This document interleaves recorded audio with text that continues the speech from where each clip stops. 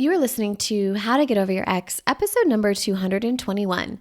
I'm behind and running out of time.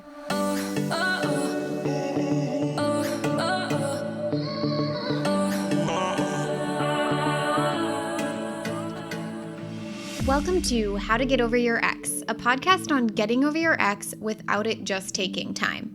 I'm your host, Breakup Coach Dorothy. Let's turn your pain into power and your heartbreak into happy. Welcome, Braveheart. I'm so excited you're here to listen to the How to Get Over Your Ex podcast.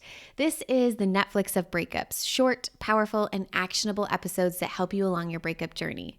If you're interested in a more hands-on approach, I'd love to invite you to check out our free on-demand video training called How to Fast Forward Getting Over Your Ex Without Wasting Months or Years Feeling Jealous, Angry, or Unlovable. You'll learn how to stop letting your ex live rent-free in your mind, even if you want to get back together later, how to absolutely be sure that your life will be better than the one that you had with your ex post-breakup without it taking time, and lastly, the secret to feeling completely neutral about your ex without having to go no contact. Grab it for free at breakupcoachdorothy.com. Let's begin the episode. Hello, beautiful Bravehearts. How is everyone doing? I am batch recording episodes, so I'm still sick when I'm recording this. I think at this point you will have listened to something where I was already sick, but I'm not. Hopefully, by the time this airs, I won't be sick anymore. It'll be New Year's, a new year, new you, all of the fun vibes. I love a New Year's. So fun. So I just actually did some coaching today, and I want to talk about coaching that I did for my beautiful Braveheart who's about to turn 40. Yes. And she was feeling really attached to getting married. She did the desire and attachment workshop that I teach within the program and reduced a lot of desire and attachment for her ex.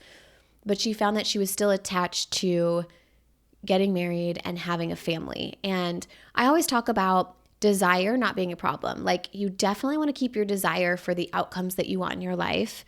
You need to reduce desire for your ex specifically because that how to your outcome is no longer what you're going to be utilizing. So we reduce desire for that, reduce attachment to that. But when it comes to the outcome that you're creating, you still want desire for the outcome. And instead of attachment, you typically want commitment.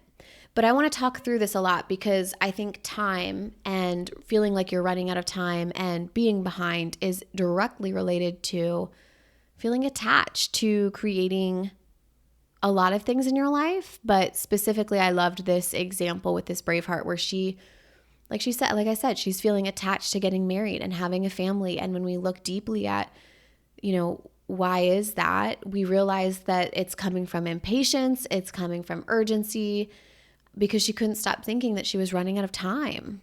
And I know that everyone listening, maybe not everyone, but a lot of you listening probably really resonate with this idea of like, I'm behind and I'm running out of time. So this led us to a conversation around being behind. And I know there's so many of you that feel the same way. I thought it would be useful to just kind of share what happened within our conversation. So this particular Braveheart is about to turn 40. She left a relationship with someone, which obviously was very hard for her to do. She, of course, really wanted to work it out with the person, but every time they spoke about the future, things would just get kind of stuck and it would leave her feeling frustrated and disappointed, which again, I'm sure many of you can resonate with. I do, at least. So the fascinating thing is that it really doesn't matter what age you are. I include her age because I think she felt it was relevant. But I have actually seen this with 20-year-olds. It doesn't matter how old you are. A lot of you are thinking I'm behind or running out of time. And I've seen it with individuals in their 20s. I've seen it with individuals in their 60s and their 70s and everything in between. So it is not your age that determines whether you're behind or ahead or if you're running out of time. Now, I'm just going to go all in on this conversation. We're going to talk about the heavy hitters. Let's talk about the biological clock, shall we? The fact that women have a set time for being able to physically carry a child to term. A lot of my Bravehearts stay in relationships because they are attached to wanting to have children. And My mom had me at 40 and my brother at 44. I'm so fucking proud of her and I so love her for that. I'm grateful that I had that as an example.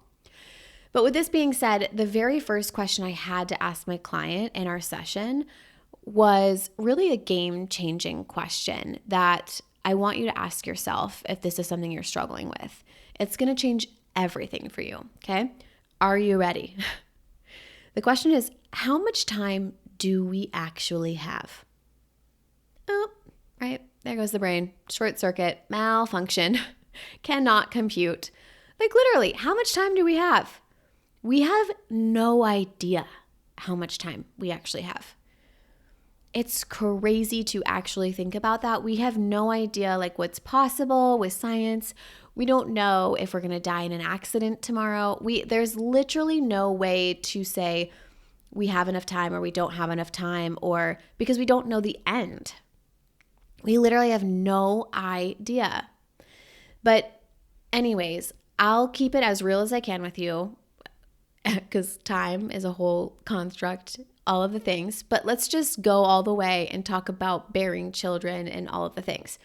So the next question I asked her was, one, have you seen a fertility doctor? Have you done the consultation, right? And then two, have you frozen your eggs? And this was so surprising what she told me. She said, yes, she has had her eggs frozen and she actually didn't even have the desire to be pregnant, which is fascinating, right? And it's so fascinating because we don't even have a timer then. Because she doesn't have the desire to be pregnant. If she had the desire to be pregnant, there would be a little bit more of like, a made up timer that we'll talk about. But she doesn't. And then two, her eggs are frozen, which means we could literally use those eggs at any given point. So there's literally like no timer happening, but yet she feels like she's running out of time. And we're going to talk about it more. But for those of you who do want to bear your own children and do have the desire to be pregnant, I want to ask you a question that I had to ask myself earlier this year of, do I want to be pregnant or do I want my own children? Which one do I want more? Like if I can't bear children, does that mean I don't want to have children at all? Because if I want to be pregnant, if that's all we're working for, then why don't I just become like a surrogate? But if I'm committed to having a family, then why does the how matter so much? And for me, that freed up the how. I'm open to the how. I'm not above any of the hows. Like, of course, I'd like to have both. I'd like to, carry my own child to term. But getting clear on that was super helpful for me in reducing attachment around this. Now, just notice that when you're telling yourself I'm running out of time, you feel urgency, you feel impatient, you kind of get a little graspy and clingy, and it leads to my Bravehearts staying in relationships that they don't actually want to be in, compromising, spending a lot of their time, energy, and effort working or worrying about their future. And when they're busy doing all of that, you know what the result is? They make sure that they run out of time. They're spending all of their time doing stuff that doesn't actually create a marriage or a family. So after she saw that, she mentioned, Dorothy, that makes sense. Logically, I get that. And I like that. But I still feel a bit of attachment energy around this getting married and having a family now. And so I asked her why. Why is it important to have those things right now? Again, getting at like the feeling of behind and running out of time, right? So she told me, it would be nice to have it now. It's a T. It's a thought, my friends. It would be nice to have it now. That's a pretty true statement for a lot of us, right? We want what we want because it would be nice to have right now. I want $1 million right now because it'd be nice to have. I want a home because it'd be nice to have right now. I want I wanted to say like a baby seal right now because it'd be nice to have, but that's not, I don't actually want that. But you know what I'm saying? Like we want what we want and we want it because we think it would be nice to have right now. It's a pretty true statement.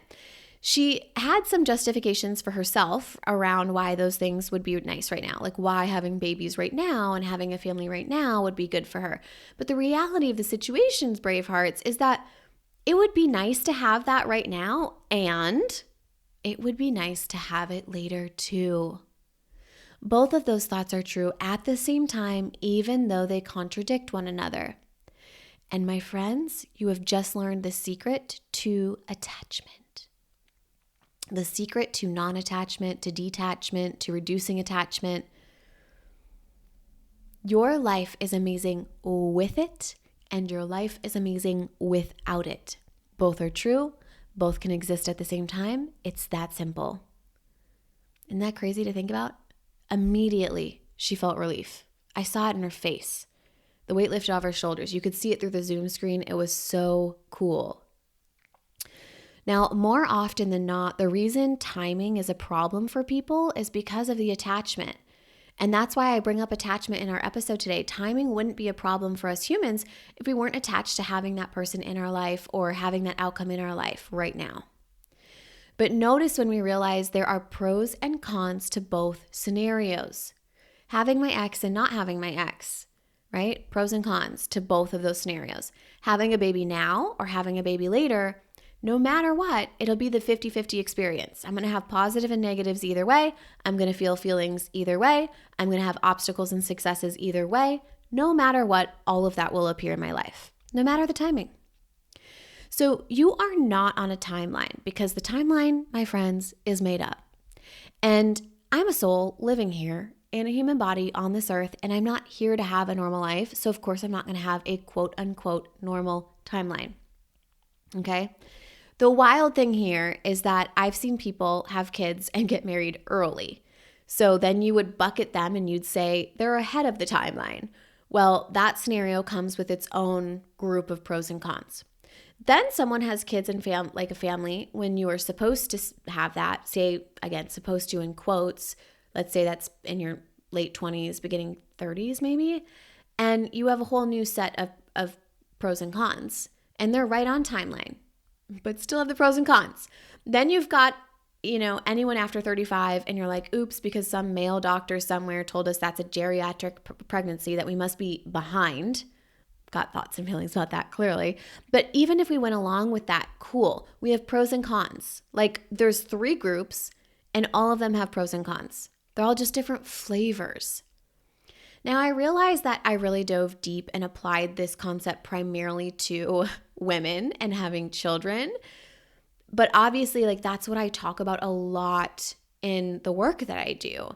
And you can take this and apply it to any topic that has you hung up over your breakup, okay? Is that you feel behind in your career if things didn't work out with your ex? Do you feel behind or like you're running out of time because all your friends are getting married and you're the only single one? This applies to all of that. And when you do identify this for yourself, ask yourself, how much time do I actually have? And your brain will short circuit. There's no answer to that, honestly, because no one actually knows if you're going to live to see tomorrow. Your only job is to not give up. There is no way that this won't work if you just don't give up. There is no way this won't work if you just keep going. So keep going, knowing it's normal to have the idea, I'm behind or I'm running out of time. However, what you do about that is what's important. You don't have to chase after what you want in life with urgency and impatience. You could peacefully co-create a very luxurious life that feels like you knowing the timeline isn't real, right? Knowing that it will be nice to have now and it will be nice to have this later. It sounds simple, I know, but it's because it's simple. And it's amazing. And when you really drop into the idea that I can hold 2 contradicting thoughts at the same time and both of them be true for me, it feels so good, so freeing. All right, my brave hearts, I love you. That's what I've got for you today. I hope you have an amazing week. Happy New Year, and I will talk to you next time. If you found this episode helpful, please share it with your friend. And if you're loving the podcast, we'd love a 5-star review on the Apple or Spotify app to help other heartbroken humans find us so that they can too get over their ex and live a bigger and better life. If you're loving the How to Get Over Your Ex podcast and you'd like to learn how to fast forward getting over your ex without spending months or years feeling angry, jealous, or unlovable, I would love to personally invite you to participate in our free on-demand video training, where we share 3 mind-blowing moments that will forever change your experience with your breakup or divorce. Come check it out at breakupcoachdorothy.com.